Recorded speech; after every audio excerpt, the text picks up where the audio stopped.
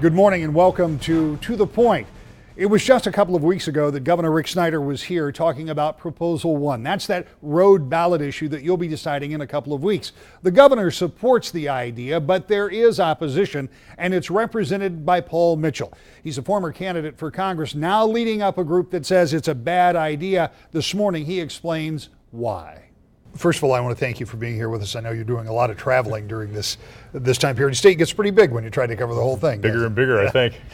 Let's talk a little bit about your opposition. I'm going to go back and go through this proposal bit by bit by bit. Sure. But as a political activist, let's point out you ran for Congress in this last election cycle as a Republican, and you have been involved, but now you are politically diametrically opposed to a Republican governor's plan, at least one that he supports. Sure. So how do you find yourself in this position, being launched into one of the bigger political battles in the state? It'll be the biggest political battle in the state this year, I suspect. It wasn't one I anticipated, but as the ballot proposal passed the legislature and I took some time over the holidays to look at it, in my opinion, it's the poster child for bad policy and bad politics. It's a $2 billion tax increase, that of which 40% of it is spent on things that are totally unrelated to transportation at all. And it's that way because they had to do that to secure votes to get it to the ballot, which is the bad politics part of it. So, I mean, we're spending huge amounts of money, ransom literally, to get to where we need to fix our roads. It's not that I think our roads are great. I'm sure you don't either. You drive them a lot. It's that if we're going to pay for them, let's do the responsible thing and pay for them the right way. So as I looked at it, it doesn't matter to me whether it's supported by Republicans or Democrats. Sometimes it's just bad policy and we need to say, no, let's stop and do the right thing. Your description of this as a bad plan and that there was ransom paid is one way to look at it. And you know what the folks on the other side say. They say, well, wait a minute. This was compromise. This is what people say that they want. They want people working together. So the compromise to get to the position that the people who wanted to fix roads was to compromise on things like $300 million on education, $260 million on the earned income tax credit. Those are the things you call ransom. So what's the difference between your ransom and their compromise? Let's talk about compromise, though. The House had a version of this that they passed, which was revenue neutral, no tax increases. Now, that may have had some flaws. It may not have been the best answer. The Senate had a version which was a $1.2 billion gas tax increase. They went to conference committee to compromise. The compromise they came out with is 58% more expensive to the citizens of the state in order to pay for all these other things. I mean, I was in private business 35 years. There's a lot of contracts I would have loved to be able to negotiate on the last night before we signed the contract. I bumped the price up 58%. That's not a compromise, that's a buy-off. And there's an important difference there. All the things that you're talking about financing with this additional money, they weren't parts of rational conversation where we're going to do this with the money. We needed to do this. No, it was done solely to secure votes. People pulled ideas out of the drawer and said, hey, we want to do this. If you do that, we'll give you our vote. Well, that's not compromise. That's just buying a vote. When you look at where we are, a couple of weeks away from a vote, the vote essentially is largely to raise the sales tax from 6% to 7%, and then that triggers a whole litany of other things that are going to happen. Well, there's 4 tax impacts. Right. You know, the sales tax being the larger, but there are 4 tax impacts. The increase from 6 to 7% is the equivalent of almost a 17% increase in sales tax. Those on the yes side like to talk about it in other terms because it doesn't sound as much, but it's not common core math. You go from 6% to 7%, so 16.7% to be exact, increase in the sales tax. It impacts the fuel tax. The ballot proposal, as it's worded, talks about a repeal of the sales tax on fuel. Well, I'm an old-fashioned boy. Repealing means it goes away. In this case, it's simply replaced with another tax by a different name and a different format. But it's 10 to 12 cents a gallon more at this point in time into the new plan, and to Proposal 1 than it is now. Okay, help me with this for just a minute. Okay, sure. Let's do this math on this. Current tax, gas tax, 19 cents a gallon, plus 6% of every dollar spent. So if gas is $2.50, that's what, 15 cents? It's 16 cents now? Yeah, something like that. So now you take the 6% off, and let's be clear that the proposal says that the 6% sales tax, or what will be a 7% sales tax if it passes, would no longer be charged against gasoline. So you take that part off. For over the road vehicles. That's right. There's a whole other problem with that wording, but yeah. Right, but for your car and my Yes. car, okay? So that part comes off, and so then you go to the wholesale tax. It's going to go up to around 41 42 cents. 41. It is a full formula there, and Right. it changes over time. So if you took the tax today, that is somewhere in the neighborhood of what, 35 cents? It's about 31 cents. It's going up 10 to 12 cents a gallon. Is the best, and the Mackinac Center is the one that did the numbers on it. Okay, and so you go the other way, if it goes 40 cents. So is it really 10 or 12, or is it more like 5 or 6? No, it's 10 or 12. I mean, Mackinac Center did it. A variety of folks, the House Fiscal Agency did the analysis as well, and came up with the same sets of numbers. And the reason it varies is because it's based on the wholesale cost of fuel at a point in time, and there's there's a cap and a floor on it. There's also an inflation adjustment on that. So over time, that tax is going to be adjusted for inflation, and that means it's going to go up over time. It's what people need to realize about this proposal is all aspects of it are such that over time it starts at $2 billion and it'll go up. As our economy improves, as we buy more things, that increase in sales tax is in fact going to result in an increase in revenue to the state over and above the $2 billion. This is going to be the gift that keeps on giving, Rick. I mean, it's just people don't understand. It starts at $2 billion and goes up from there. One of the things that we heard about for the last 3 years from Governor Snyder is that he thought, and the estimates that he had used, was that to put roads back into the shape that most of us believe they should be, it would be $1.2 billion by his estimates over the course of 10 years. Sure. Another aspect of this isn't a 10-year plan. There is no sunset on any of this, is there? No, it's not. So this is a sales tax increase that logically we could assume will be there for the long haul. Oh, it's a constitutional amendment that means it'll be there until there's some ballot proposal to change in the future. If there is, there aren't many taxes, you know, that go away. So in fact, it's something that citizens will be paying going forward. Michigan right now, the state and local tax burden on Michigan citizens right now puts Michigan at the 45th in the country. New York is the next higher state at 46. We pay a higher tax burden than most other states in the country. It's 22% above the national average for states in terms of that state and local tax burden. That's before Proposal 1. The highest in the country, which is 51 because they include the District of Columbia, is Illinois. Now, I'm not sure we want to aspire to be New York or Illinois in our tax system. We're working on it already, and that's before Proposal 1. Well, let's talk about Proposal 1. And I said I'd go through this, and so I'm going to try to. We've talked about some elements of it. Sure. Increases sales tax from 6 to 7%. Yep. Takes the current 6% sales tax off the gasoline tax, moves the 19-cent tax to the wholesale level, indexes it for inflation, in other words, lets it rise, more than doubles the current tax on gas. That's just part of the taxation part of it. You should do a chart of this. Well, and we will. Actually, we're doing a special series that we'll be running. But it also raises some fees for heavier vehicles. Yep. It raises registration costs for electric vehicles. It does away with deduction. Registration costs for our cars, too. Right, it does away with a depreciation deduction for registration for our cars. Those are some of the basics that are involved. Well, don't leave out the fact that we also lose the deduction on our federal taxes for our registration taxes we pay the states. So we're going to pay the federal government $100 million more in taxes, and so we can invest in our roads. The way they wrote it, they messed it up, and the long and the short is that it eliminates the deduction we currently enjoy on our taxes. Our federal taxes on our registration fees we pay. And you don't think that can be fixed? You don't think there's a fix for that? Well, there's promises to fix a lot of things. So there's a promise to reduce our tax rate too, our income tax rate. That hasn't happened. I don't know as I go with the old theory of the checks in the mail, okay? All right, so that's kind of the basics of what this looks like. Now let's talk about the name of your group. Okay. Coalition gets higher taxes and special interest. Special interest deals. Okay, special interest deals. Where is the special interest deal in this? Because let me tell you what your opponents are going to say. When did schools become special interest? They get about $300 million out of this, right? Tax relief for lower earners. The earned income tax credit is about $260 million. Those are two of the bigger components. I realize there are other things. So what is it that There's you revenue see? sharing, about $100 million revenue sharing. So what is a special interest in that? Are those all special interests? Well, this is a roads package. It was depicted as a roads package, and when on December 18th, it was a roads package. At 9 o'clock at night, it was a roads package, December 18th, and by 5:30 in the morning, it became a partridge in a pear tree, or a Christmas tree, I don't know what you want to call it. But if in fact we're talking about fixing our roads, let's fix our roads. Those things may have merit. The school aid fund, there's a variety of things that may have merit to talk about, but they weren't discussed in terms of, hey, we need this money to do this, to achieve this outcome. It was, give me this money, throw it in the pile, and you can have a vote. That's not public policy. That's an interesting approach to deal making.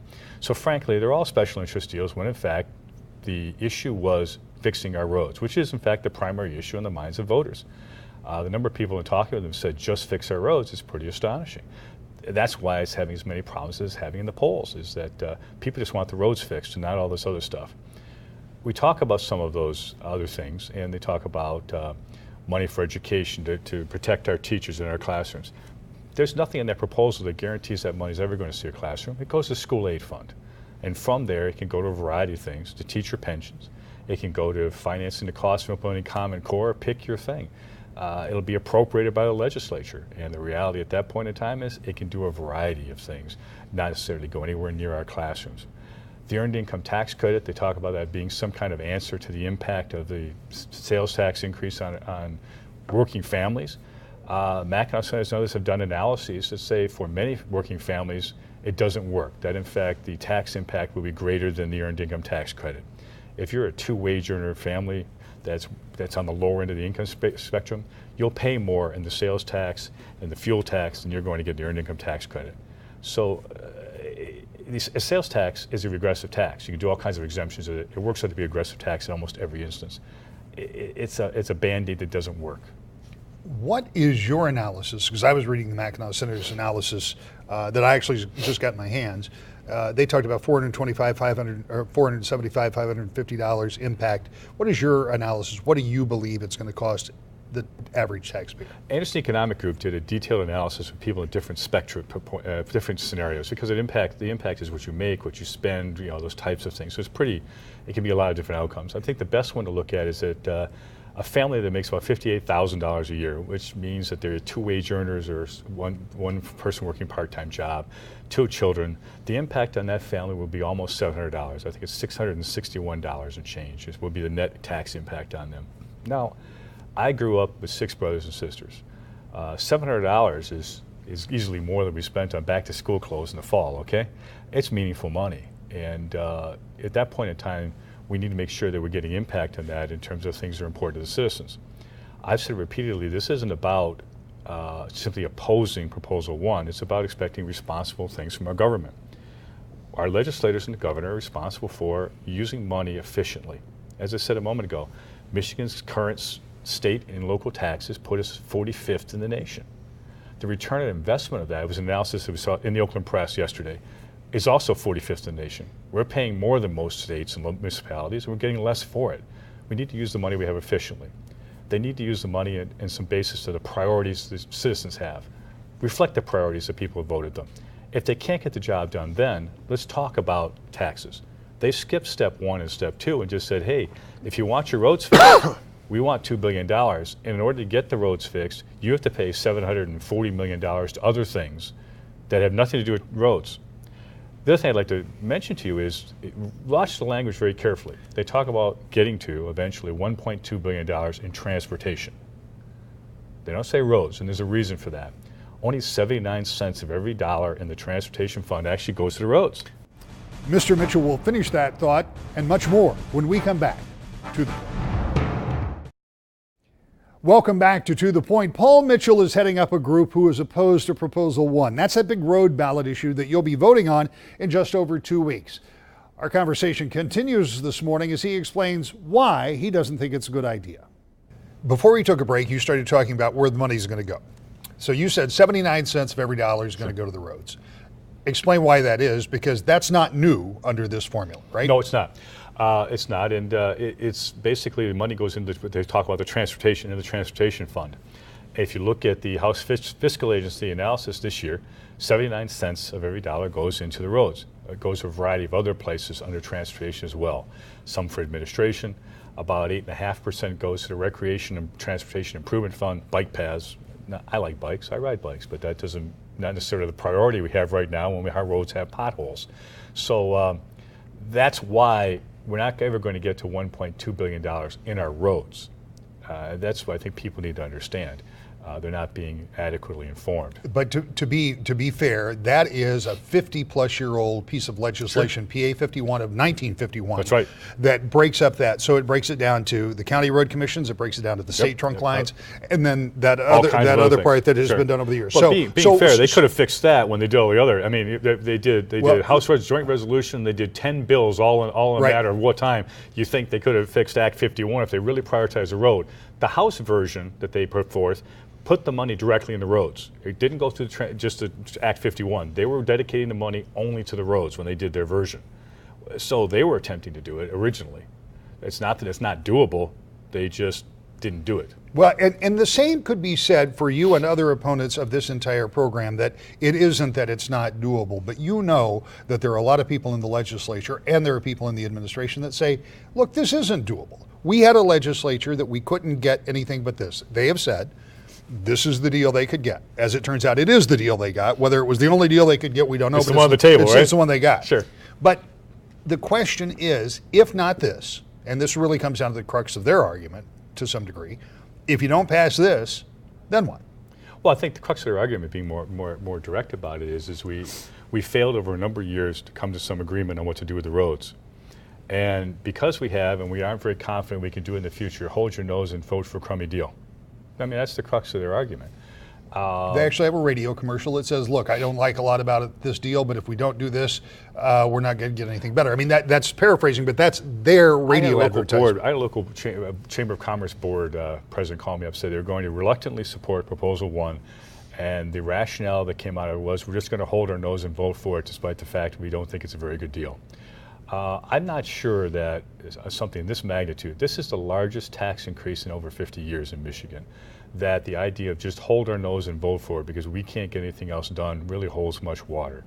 I think the citizens deserve better, our roads deserve better, and we can expect, but we have to expect better of our legislature. My Lord, if not, what do we get next? I mean, so I disagree. I think the good news or bad news, depending on your perspective about term limits, is you get a change in legislators every 2 years. We've had a 1/3 change in our state legislature. I guess the good thing about Proposal 1 is it has brought the issue of our roads and infrastructure to the fore, right up front and center. Nothing else is getting done. It has made it issue number one. It has not been that for a long time. You know that. You've spent a lot of time in Lansing. I don't know as the citizens are going to accept that we don't think we can do anything. I think the expectation is the legislature is going to act, or a number of groups have come forward and said, hey, we'll do a citizens initiative. I think the roads will get addressed. I'm not buying the argument that we just need to vote for a crummy deal and hope that it'll work. Well, you pointed out term limits. Some would say, well, the good news is that a third of the legislature is turned over. The bad news is you've got term limits, and it makes it harder to come to a coalition and a consensus because there are fewer relationships. That's for another show. Well, that's a whole other discussion, right? We'll do that on another show, but let's talk about this. So, if you and your group are successful, and you're saying, look, we think the roads need to be fixed, if I'm understanding you correctly, this is just not the way to do it. No, it's not. So if they don't get fixed, then I know it's not your place, but then do you take some sort of a lead going to legislators and say, hey, you guys do something? We've met with a number of voters and grassroots groups about this. They've already met with their legislators. We had a legislative action day yesterday in Lansing, and we logged in about 250 people that are lead local groups came into town. Many of them were going from that to talk with their legislators. We've continually advocated that vote no, call your state representative, call your state senator, say just fix the roads, and this is what we think we should do. You've seen it. A number of pundits have said that this is just a roads package, and the number they were talking about is reasonable. You mentioned sunset on the tax provisions. It may well have passed pretty easily. This is just so far out in terms of out in left field that no one, I won't say no one, but the majority simply aren't buying it. I don't want to put you in the speculation business, but is this, as you've described it, a deal you don't like? You think it's a bad deal, it's bad policy, bad politics all the way across the board. Is it also because you and your group, or you and some of your group, believe that roads in this state can be fixed without additional revenue? I think the first step is they have to try to find the revenue. It goes back to what I said earlier. The responsibility that our legislators and their governor have is to efficiently use what the resources they have. Michigan is 45th in the country in state and local tax burden. That's a pretty big place, not a good place to be. Let's put that. That's a pretty big number. It's 22% above the national average of all the states in this country. So it's not that we're not paying a lot in taxes right now. I was in a radio debate earlier this week where someone depicted our tax burden as a cost of doing business. Well, we're a pretty expensive state to do business in, aren't we? So the first step is to look for the revenue, to actually make that effort. The next step is to make sure we're spending money reflecting the priorities of the citizens of the state and not the priorities of various interest groups. Then, if you can't do the job, is go to the taxpayers, go to the citizens, say we're trying to do this, and what are we doing? And the responsibility that comes up then is explain what it is you're trying to do, what the problem is, in very clear, concise terms, and what you're asking them. Proposal 1 doesn't do that. Proposal 1, they started out first by trying to scare the bejeebers out of the voters. I mean, the buses, we'll go through the whole list of things. You've seen the ads. Then we'll go to Plan B, which is we'll misinform the voters so they really don't understand what's in it or what it does. The idea that it guarantees money to protect our teachers and our public safety officers. There's not a guarantee in that language for any of that. There's not a guarantee a dime goes to the classroom. There's not a guarantee a dime goes to public safety. Here's the other thing that offends voters. They didn't save $1, they didn't save $100, $1,000, they didn't move a dime to roads. You're telling me out of a state budget the size of Michigan's, we couldn't find $1,000 to put on our roads? Voters aren't buying that. I don't buy it. I don't think you do either. Well, but let's be fair. In the last 2 budget cycles, they have come back with a couple of $100 or more million that they have put back into the road fund over those 2 years. So to say they haven't put $1 in the roads is not exactly Well, Proposal fair. 1 doesn't do that. No, Proposal 1 doesn't, but the legislature has done. Oh, absolutely. Yeah. But Proposal 1 doesn't do that. And when you're coming back and you're saying we need $2 billion and you can't ante up $1,000 or $100,000 or even $1 million, people start to have, well, you've seen it on our Facebook page and various social media. The responses some of them aren't even printable when we try to delete those off. Well, and the argument is, look, my email is full, just like Sure, your Facebook is.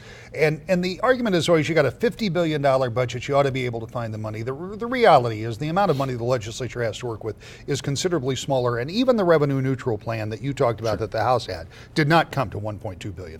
No, it didn't. It came to about $600-700 million. Is what the best estimate on the House plan was, and that varied a little bit as well. Rick, as I said, I spent a long time in the private sector. If someone said, well, the best we can do is we can come up with $700 million and we don't have to raise taxes, I take $700 million and say, okay, and I'll nag you for the other $500 million once we get started to see what we do with that. But $700 million is a whole lot better than zero. And if I don't get everything, I'll keep working on it. But I'd have taken the $700 million in a New York minute. Tell me about Paul Mitchell. You ran for Congress. You had a very spirited race up there. You've gotten both feet, both knees, and all the way up to the hips in this Maybe race. a little deeper than that, what some say. What is your end game? I appreciate this is about policy. I appreciate this is about taxes. But I don't know too many people who are so altruistic that they're just doing this for their health. This is a big undertaking. What is your future? That's it's unfortunate that, and I've dealt with that question a lot, that people make an assumption that you've got to have some other end game all planned out to make some decision that some things are just wrong. They don't make any sense. They're the wrong deal for people in our state. I don't have some plan at this point in time. Maybe some will come up. I mean, I was raised in a family that you used your talents and resources to make a difference. I did that in the private sector for a lot of years. I enjoyed it a great deal. Knowing when to go home was an important thing to do, and I did that. Now the question is, what can I do that makes a difference and makes things a better place? I worked in the private education field for a long time, working with adults trying to find careers because it was rewarding. I'm doing this because I think it makes a difference. Well, in 2 weeks, we'll find out the difference it makes. Thank you very much for your time. Okay, thank you. We're back with a closing thought about Proposal 1 and a program note when we return to the point.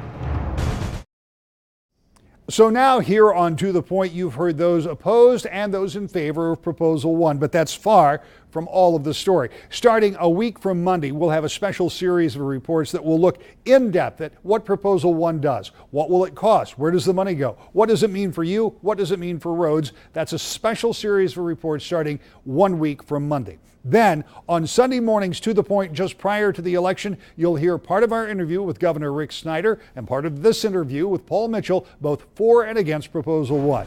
We'll keep you updated when you join us each Sunday morning at 10 o'clock on Wood TV 8 for To the Point.